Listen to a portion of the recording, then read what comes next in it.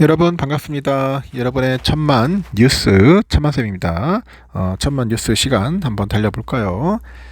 토요일인데 따사롭긴 하지만 바람은 차갑습니다. 감기 조심하십시오. 밖에 좀 나가보니까 감기 환자들이 많은가 봐요. 그리고 마스크도 많이 쓰고 다니더라고요. 하여튼 감기 안 걸리는 게 좋은 겁니다. 따뜻하게 자기 몸을 잘 보호하시는 것도 좋고 정신 건강이 우선이죠. 그 정신 건강 그리고 육체적인 또 건강도 중요하다. 정신이 맑아야지 투자도 잘하는 겁니다. 그리고 공부도 좀 많이 하고 그러니까 큰 흐름도 우리가 살펴보고 이게 두루두루 볼 게 많아요. 할 게 많습니다. 뭐 쉽게 생각하면 안 됩니다. 그냥 너무 쉽게 생각하는 것 같아. 왜 그러냐면은 여러분도 아시다시피 어플에서 그냥 매수 버튼만 누르면은 곧바로 체결이 돼버리니까 자기도 모르게 엉뚱한 짓을 많이 하더라는 겁니다. 그래서 그런 면에서 항상 늘 신경을 쓰고 조심하셨으면 좋겠습니다. 삼성전자 주가가 연기금의 매수세에 힘입어서 58,000원 선까지 올랐죠. 연기금 애들이 그래도 좀 많이 사주니까 그래서 좀 힘을 받은 것 같고, 이 메모리 가격 하락세가 둔화될 것이다. 그런 전망이 커지고 있고요. 그런 상황에서 증권가에서는 하이닉스보다는 삼성전자를 추천하더라. 삼성을 사야 한다. 뭐 그런 이야기들 많이 합니다. 한국거래소 보니까 전날 삼성은 이달 들어서만 11.07% 올랐어요. 58,200원에 거래를 마쳤습니다. 삼성은 각종 호재를 만나다 보니 5만원 초반대에서 어느덧 6만원 선을 바짝 쫓아가더라. 그런 거죠. 특히 지난 20일에 보니까 장중에 59,100원까지 치솟기도 했습니다. 연기금이 코스피장에서 35거래일 연속 순매수에 나섰는데 이 삼성의 자금을 쏟아 부어요 주가를 끌어올리는 거죠. 연기금은 지난해 12월 27일부터 전날까지 연속으로 매수 우위를 보입니다. 총 3조 2,827억 정도 순매수했고, 이간에 연기금이 가장 많이 사들인 게 뭐냐 봤더니 삼성전자더라고요. 그리고 총 8,422억 정도 순매수를 했습니다. K칩스법이 지난 18일 국회 기획재정위원회를 통과를 했고요.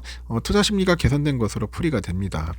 이 K칩스법이란 게 뭐냐? 반도체 기업의 세액 공제율을 5% 정도 상향하는 내용을 골자로 하는 것 같아요. 조세특례 제한법이죠. 조세특례 제한법 개정안입니다. 이 개정안에 따르니까 현재 국가전략기술에 포함된 반도체 분야는 별도로 분리가 되고, 대기업 중견기업의 세액공제율을 기존 15에서 20%로, 중소기업은 25%에서 30%로 각각 5%씩 상향이 되는 겁니다. 세액공제율 상향은 투자 부담을 줄여서 국내 반도체 기업들이 시설 투자랑 연구개발에 더욱더 적극적으로 나설 수 있는 환경을 조성할 거라고 하는데, 이 K칩스법 시행으로 국내 반도체 산업의 글로벌 경쟁력 강화에 도움이 될 거라고 이제 전망을 하는 거죠. 아울러서 2분기 메모리 가격이 하향 안정화될 거다. 그런 전망이 주가 상승 기대감을 자극을 합니다. 메모리 가격은 1분기에 10에서 15% 하락한 이후 2분기 하락세 둔화가 또렷해질 거네요. 삼성은 저전력 더블 데이터 레이터 LPDDR5X의 그 공급량 증가랑 2분기에 또 보니까 북미 빅테크죠. 4개 회사로의 그 5세대 HBM3 출하 확대로 상반기 가격 바닥을 확인할 것이다. 이렇게 전망을 합니다. 증시 전문가들은 하이닉스보다도 삼성전자가 더 나은 투자처라고 강조를 하더라는 거죠. 밸류에이션 측면에서 저가 매수 기회를 찾을 수 있기 때문이라고 합니다. 삼성의 12월 주가 순자산 비율 보니까 PBR이 1배를 밑돌아요. 하이닉스는 1.6배 정도 되고요. 일단은 HBM을 비롯해서 반도체 쪽에 경쟁력에 대한 우려가 존재하는데 상당 부분 우려가 주가에 반영이 됐고, 역대 최대 수준으로 하이닉스하고 밸류에이션 차이가 벌어져 있어서 삼성전자가 단기적으로 더 편안한 선택지라고 이제 진단을 하는 거죠. 그리고 하이닉스 밸류체인은 앞으로도 양호한 실적이 지속될 것으로 예상이 되지만 주식 투자 관점에서 프리미엄 확정에 대한 부담이 있는 것도 사실이다. 시장의 위험 수준은 낮지만 만족할 만한 수익률을 찾기 위해서 삼성전자 밸류체인 부활에 관심과 기대가 높아질 것이다. 이렇게 내다보는 것 같습니다. 그러다 보니 다들 지금 삼성에 좀 많이 관심을 갖는 것 같아요. 삼성전자 뭐 좋긴 하죠. 좋긴 한데 지금 당장 여러분들에게 뭐 사라고 말은 못하겠고, 좀 조정을 받으면은 좀 사고 그렇게 하십시오. 현명하게 하십시오. 뭐 자기만의 투자 원칙을 갖고 있어야 돼요. 그래야지 내가 뭐 이렇게 하라고 해서 따라하는 게 아닙니다. 유튜버가 뭐 관련된 전문가라는 사람들, 뭐 애널들, 뭐 주식 전문가 다양한 사람 많잖아요. 뭐 교수도 나와가지고 별의별 이야기 다 하던데 그 사람들 이야기만 듣고 하면 안 됩니다, 여러분. 투자는 자기만의 그 소신이 있어야 돼. 소신이 있어야 합니다. 자기만 그런 소신을 가지려면은 충분한 시간이 또 필요하고 공부도 필요하고 멘탈 관리도 필요합니다. 한순간에 안 되는 거예요. 뭐 하자마자 다 돈 벌면은 얼마나 좋겠어. 근데 그게 됩니까? 그렇게 해가지고 돈 번 사람 거의 없어요. 한두 번 뭐 잘 맞춰가지고 이렇게 돈 수익을 낼 수 있는데 그게 사람을 오히려 더 힘들게 만들더라는 거죠. 나중에 더 고통스럽게 만들 수 있습니다. 하여튼 준비되어 있지 않으면은 섣불리 하지 않았으면 좋겠습니다. 또 삼성생명이 또 보니까 삼성화재를 자회사로 편입하기 위해서 절차의 속도를 내고 있다고 하더라고요. 현재 금융당국이 진행적인 편입 관련 심사 절차가 마무리되면은 증권 카드에 이어서 화재까지 금융계열사가 삼성생명의 자회사가 되는 겁니다. 삼성생명은 경영에 큰 변화는 없다는 입장인데 이 관련 업계에서 자회사 편입이 실적 개선의 계기가 될 것이다. 그런 시각이 좀 많다고 하네요.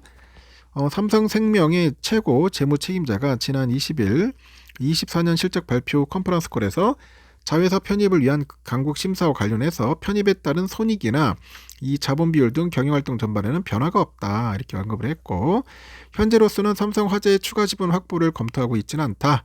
삼성생명은 삼성화재 지분 14.98%를 보유하고 있고 또 삼성생명은 이 보유 중인 삼성전자 지분과 관련해서 처분 계획이 없다 이렇게 덧붙이죠.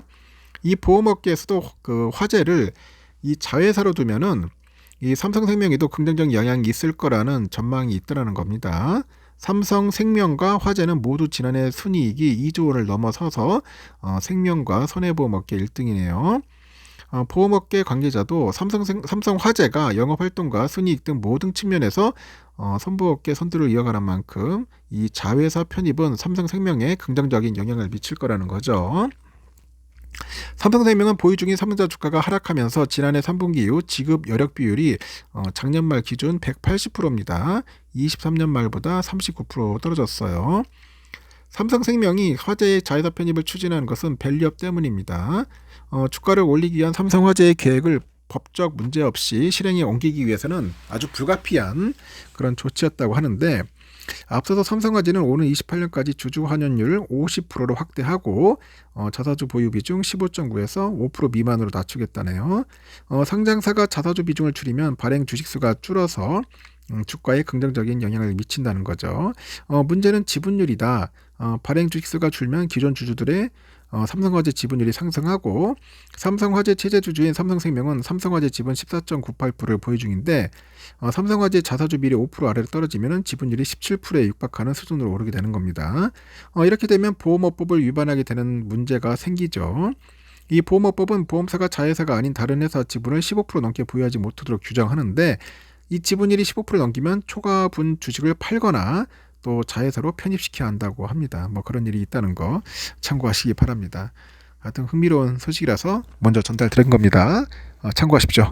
여기까지 하겠습니다, 여러분. 좋은 하루 보내시고 또 다음 시간에 새로운 소식으로 접근하도록 하겠습니다. 감사합니다.